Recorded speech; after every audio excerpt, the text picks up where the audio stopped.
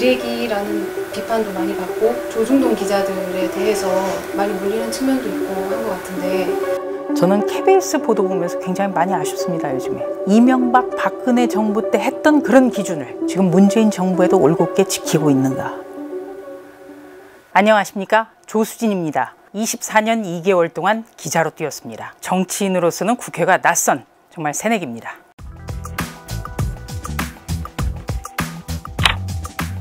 (95년 12월에) 기자가 됐는데요, 96년 만에도 경찰서에 여기자를 보내도 되느냐 가지고 회사가 회의가 열릴 정도였어요. 희귀했던 존재이기 때문에 제가 본의 아니게 굉장히 1호가 됐습니다. 첫 사회부 사건 기자, 첫 여성 청와대 출입 기자였습니다. 2007년에 이제 정윤재 게이트, CJ그룹 비자금 수사 특종을 낚았습니다. 광화문 집회와 제가 나온 사진, 유일하게 이게 하나 있더군요. 조국 전 법무부 장관 때 저는 기자로서 충분히 비판을 했습니다. 근데 이때부터 방송 출연이라든지 제약을 받게 됐고요. 두 번째, 제재를 받고 나서 제가 그날 사표를 썼습니다. 제가 생각하는 게 아니라요, 이거는 주장하고 우기는 것과는 굉장히 다릅니다. 왜냐하면 기자라는 것은요, 권력을 비판하고 견제하는 거예요. 몰상식을 몰상식으로 했다고 해서 제재를 가하고, 그런 것은 정말 잘못됐다고 생각합니다.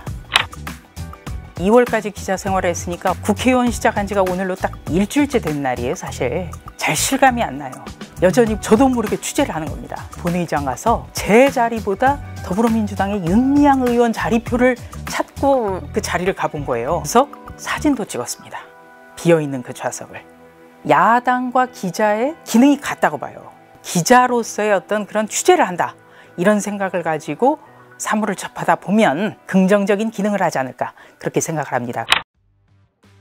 가장 존경하는 분, 박상천 전 법무부 장관입니다. 여야의 원내 총무를 3번 했습니다. 굉장히 진기록이죠. 그 3번 동안 한 번도 국회 파행이 없었습니다. 국민기초생활법 지금까지도 집행을 하는 건데, 처음에 야당이 반발을 많이 했어요.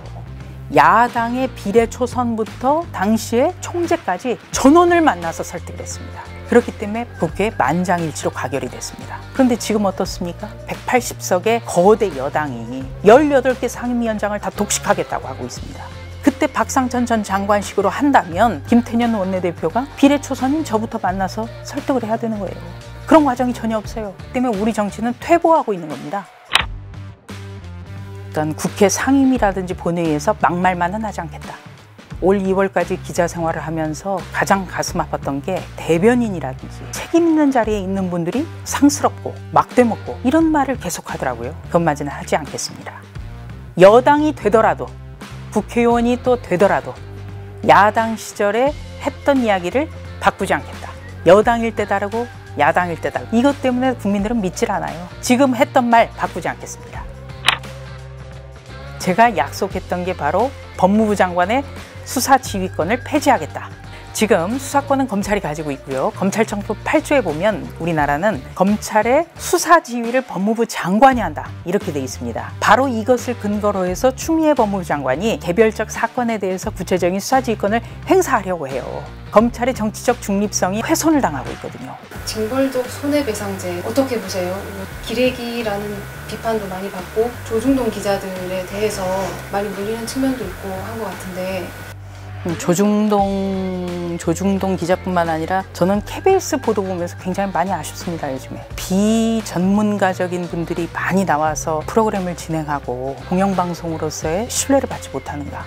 그런데 검찰개혁이든 기자개혁이든 스스로 몸부림쳐야 돼요. 밖에서 하면 탈이 납니다. 우리 언론 스스로가 굉장히 반성해야 될 부분입니다. 지금 이른바 진보 매체라고 하는 매체들이 이명박 박근혜 정부 때 했던 그런 기준을 지금 문재인 정부에도 올곧게 지키고 있는가. 기준이 다르기 때문에 언론 전체의 신뢰가 추락하고 있지는 않은가. 이걸 굉장히 깊이 생각해야 된다고 봅니다. 저는 정치는 먹고 사는 문제라고 생각을 합니다. 국민의 삶의 질이라든지 먹고 사는 것이 더 나아지는 방향으로 논의를 모아야 됩니다. 그렇기 때문에 저는 정말 공허한, 말로만 진보, 말로만 보수, 이런 거에 아주 싫어합니다. 먹고 사는 문제에 천착하겠습니다. 기본소득은 어떻게 보면은 시대와 관련이 있는 그런 사안이라고 봅니다. 이 먹고 사는 문제는 보수의 것만도 아니고 진보의 것도 아니에요. 미국의 트럼프 대통령이 1인당 $2,000씩 국민에게 주겠다고 했지 않습니까? 그만큼 코로나로 인한 경제 위기는 전 세계적인 겁니다. 도입 문제를 검토하는 것, 이거를 꺼낸 건 굉장히 전 잘했다고 봅니다.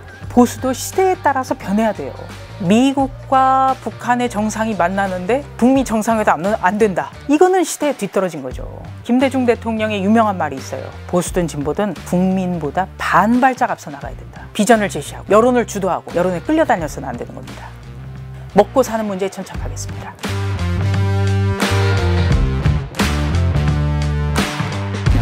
그러신가요? 최대한 그냥 하는 건데 자연스럽게 하고 있는데